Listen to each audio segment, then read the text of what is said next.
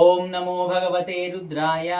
మనకు ఆదివారము అమావాస్య, శుక్రవారము పౌర్ణమి, ఇలాంటి కాంబినేషన్స్ అనేవి చాలా చాలా అద్భుతమైన ప్రయోగాలు చేసుకోవచ్చు, ఎంతో శక్తివంతంగా ఉంటాయి.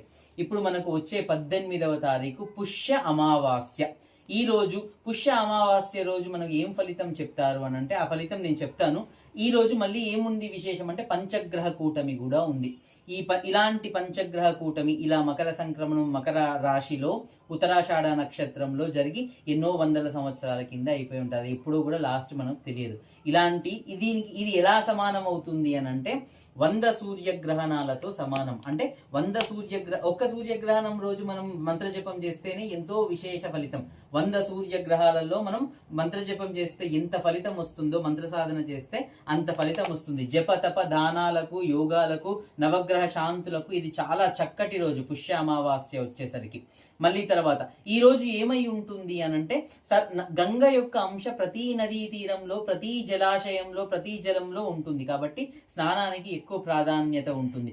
ఈ రోజు మీరు నవగ్రహాలకు సంబంధించి ఏ దోషం ఉన్నా సరే ఆ గ్రహానికి సంబంధించి మీరు జపం చేసుకున్నట్టయితే సూర్యగ్రహణం రోజు 100 సూర్యగ్రహణాల రోజు చేసుకుంటే ఎంత ఫలితం వస్తుందో అంత ఫలితం వస్తుంది. మీరు చక్కగా మీ దగ్గర ఉన్నట్టయితే మీరు దానాలు కూడా చేసుకోవచ్చు. ఇలాంటి అవకాశాన్ని సద్వినియోగం చేసుకోండి. నేను ఒక చిన్న మంత్రం చెప్తాను, అది కూడా అనే ప్రయత్నం చేయండి. ఆదిత్యాయ చ సోమాయ మంగళాయ బుధాయ చ గురు శుక్ర శనిభ్యశ్చ రాహవే కేతవే నమః. ఈ ఒక్క మంత్రంతో నవగ్రహాలు, గ్రహాది దేవతలందరికీ స్మరణ జరుగుతుంది. ఒక జపమాల తీసుకోండి. ఇప్పటి వరకు చాలా మంది మన ఛానల్లో ఉన్న మన కుటుంబ సభ్యులు బిల్వమాల తీసుకున్నారు.